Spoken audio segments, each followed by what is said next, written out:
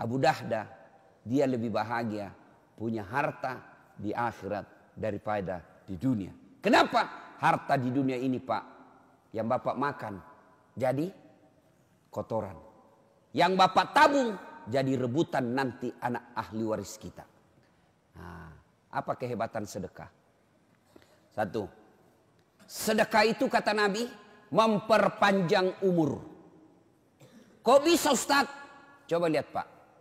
Kalau orang dermawan, jangankan masih hidup, sudah mati saja orang doakan. Coba, orang dermawan sudah mati saja orang masih doakan. Contoh, ada orang tetangga kita, rajin betul sedekah waktu hidup. Pas meninggal, maka orang lewat di kuburnya, dia akan, singgah dulu. Baik ini Pak Haji nih, waktu hidup rajin betulnya dekasi masjid. Itu yang ada kipas angin di masjid itu sumbangan dia. Itu yang ada mic di masjid sumbangan dia. Ayo kita kirimkan Fatihah. Al-Fatihah. Meskipun sudah meninggal 20 tahun yang lalu, orang masih doakan. Ini yang disebut umur yang panjang. Di Makassar ada sebuah masjid namanya Masjid Sudirman. Dekatnya Bank Sulsel. Bank Sulsel masjid. Namanya Masjid Sudirman. Yang bangun salah seorang orang kaya pengusaha tambak. Dan yang kedua, mantan direktur Bank Penin. Beliau dua orang inilah membangun ini masjid mewah. Betul mewah itu masjid. Karpetnya empuk, sound systemnya baik, AC-nya sejuk, bersih, interiornya cantik. Semua orang yang masuk, Masya Allah, Masya Allah. Dua orang inilah yang membangunnya. Dan salah satu lagi ada tiga. Satu lagi yang mewakafkan tanahnya, namanya almarhum Andi Odang, mantan gubernur di Sulawesi Selatan. Hebatnya Pak, penghuni masjid itu bisa ribuan setiap Jumat. Tapi setiap Jumat MC-nya selalu berkata, sebelum khatib naik ke mimbar, mari kita kirimkan suratul Fatihah kepada tiga orang yang membangun masjid ini. Setiap berjamaah, terutamanya setiap Jumat. Inilah yang disebut umur yang panjang. Meskipun sudah di alam kuburnya, tapi orang yang meninggal masih mendapat kiriman pahala. Itu umur panjang Pak. Kenapa? Sedekah. Orang pelit, jangankan mati, hidup aja didoakan orang sial Pak. Itu orang pelit. Orang masih hidup saja didoakan orang sial. Ada orang minta sedekah tidak pernah. Datang takmir masjid, tidak pernah aja dikasihnya. Lewat mobilnya, tidak pernah orang. Lewat mobil Pak, orang pasti bilang, mudah-mudahan tabrakan. Pelit betul itu orang, mudah-mudahan dicuri ban mobilnya. Itu masih hidup aja orang doakan sial Pak. Bagaimana kalau dia mati? Orang Bugis kata kalau dia orang mati, andrai lah wajahmu, dupai. Coba bayangkan. Itu yang disebut at-takazur. Berlomba-lomba memperkaya diri. Lalu dia enggan membayar zakat dan bersedekah. Ke bapak-bapak. Satu, sedekah memperpanjang umur. Yang kedua, sedekah tolak bala. Saya baru-baru pulang ceramah di Jambi, Polda Jambi. Saya berkenalan dengan salah seorang perwira tinggi di Polda tersebut. Dia cerita, suatu ketika ibunya sakit. Dokter sudah angkat tangan, sudah habis badannya, kurus. Dokter tidak menemukan penyakitnya. Sampai dia marah-marah ini polisi. Dia bilang, karena ada adiknya yang disekolahkan menjadi dokter. Dan dokter spesialis marah sama adiknya. Kau disekolahkan sama orang tua jadi dokter. Kok tidak bisa kau obati ini penyakitnya ibu? Marah-marah betul. Ilmu saya terbatas. Tidak bisa. Suatu ketika ada orang mau masuk pilkada. Maka dia mau jual pesantrennya Pak. Bayangkan. Gara-gara pilkada. Dia mau jual pesantrennya.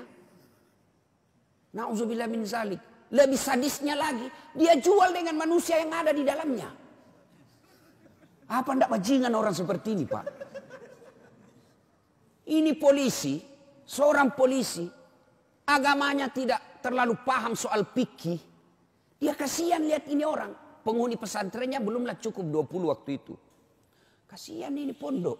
Mau dijual dengan penghuninya. Bukan pondoknya dia kasihan Pak.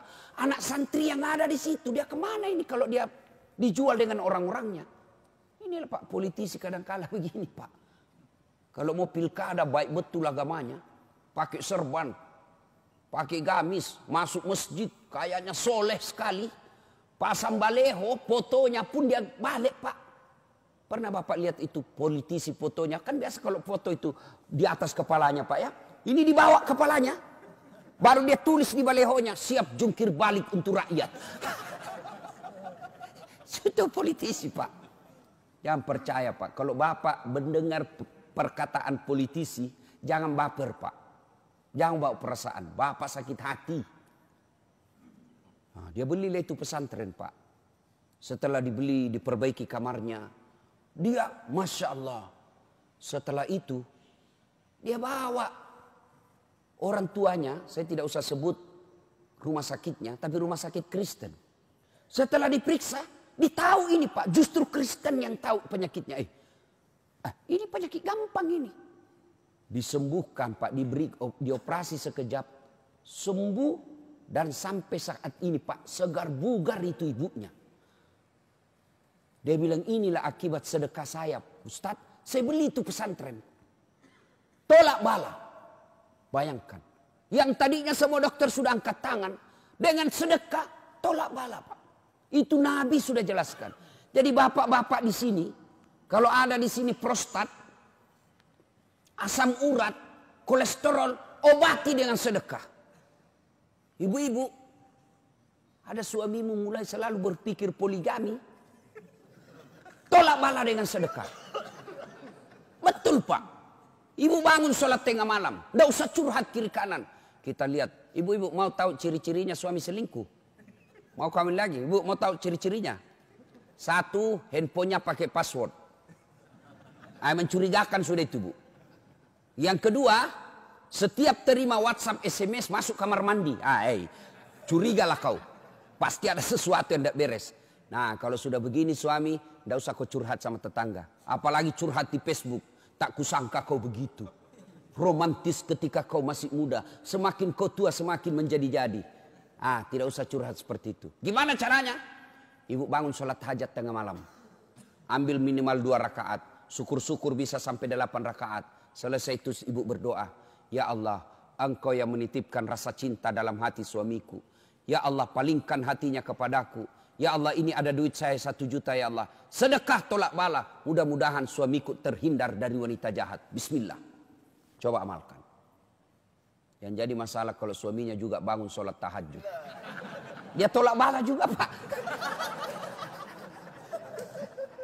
Ya Allah, ini ada duit saya 1 juta ya Allah.